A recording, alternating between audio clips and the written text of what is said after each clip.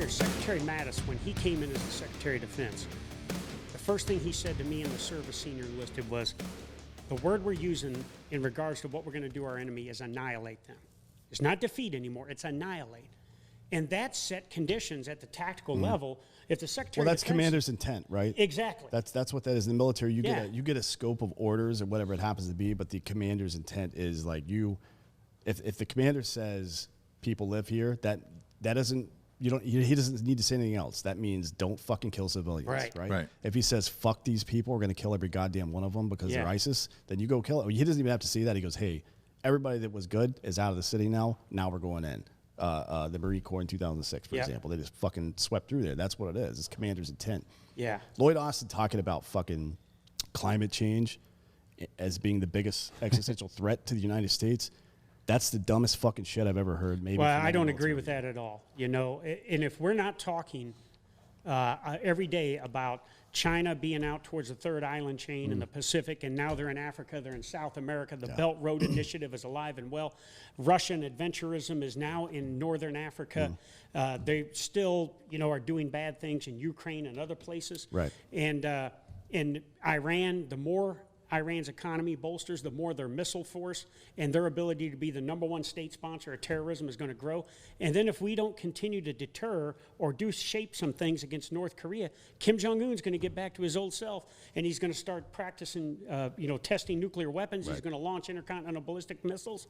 And then obviously ISIS may be nascent now because of COVID, but they are still alive and well, and there are like 10,000 terrorists in the Syria-Iraq region. Right. And more importantly, there's 70,000 plus widows of ISIS fighters and children who we call the cubs of the caliphate, right? Who are the next, the ISIS 2.0. They're going to be taking up arms and suicide. Well, we did this same shit in Afghanistan back in the 70s and 80s, man. We fucking tore that place apart and left a bunch of 16 to 19-year-olds to become the Taliban. The Mujahideen was not an intrinsically bad Well, we can organization. thank the Russians for that. For sure. Yeah. Well, the Mujahideen was not an intrinsically bad thing until kind of the 90s, right? I guess. Well, they rose up.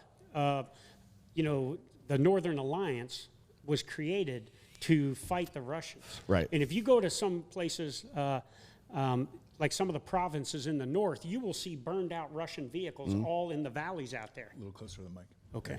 You will see Russian vehicles burned out all over up there, right, where the Mujahideen just tore them a new asshole. Right. And then as the Taliban came in, it was those guys, the Northern Alliance, that were fighting the Taliban.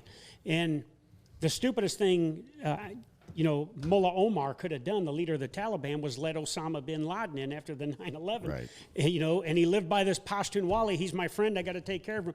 Well, guess what? We're coming after your ass too. Right. So the Taliban wasn't on our list of, hey, we're going to kick the shit out of this guy. We were coming after Osama bin Laden and Al Qaeda. Right. The Taliban decided to get involved, and we'll kick your ass too. So. And that's where we've been the last 20 years. Right. So I guess maybe we haven't really kicked their ass so much as we've kicked our own. Well, we've kicked their ass, and if you look at how many we've lost and how many right, but we said the same thing killed. about Vietnam, right? Well, yeah.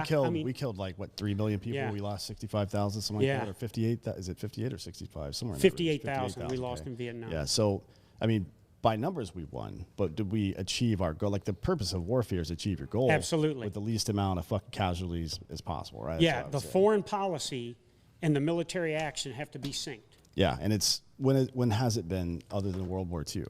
Well, I think initially in Iraq, it was synced, but the minute the insurgency started, right, yeah, it just went to shit after that. Well, but the civil part of that was, was it Paul Brennan? Brennan, is that his name? Yeah, L. Paul Brennan. The calls go up the chain from 101st, from the Marine Corps guys, like, hey, these Iraqi army dudes are coming to turn themselves in. What do we do? Well, we don't have anything for them. Let them go. Yeah. That was the decision that has us in Iraq to this day. Well, and then we eliminated all military leaders. Every one of their generals, we fired them. Their law enforcement, we fired everybody. And then all of a sudden, it made it a permissive environment that What's poverty? terrorists could People come don't in. have jobs. Poverty Yeah. is the number one predictor of crime of any kind. And Yeah. to be frank, terrorism is just another form of crime, right? Yeah. It's all it is. We have that going on in our country with pockets of assholes all over the place. But Yeah. if you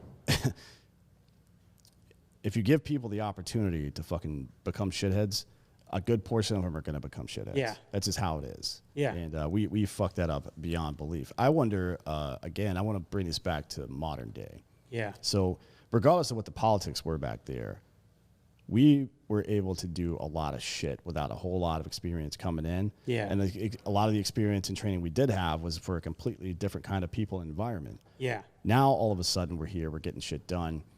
Whatever comes next, and let's be real, it's going to be micro wars with China, probably, right? If the Cold War thing overlaps and does its thing again, it's probably going to be micro wars with China and South America and Africa, probably, Right. over rare earth minerals, probably, right? Yeah. So who the fuck's fighting that war? When somebody gets taught that if you're in a culture class before a deployment and somebody says, well, Chinese people do this and do this and do this, the first person that raises their hand that says that's racist, right? Yeah. Now where are we at? Because a fact is a fucking fact. Yeah.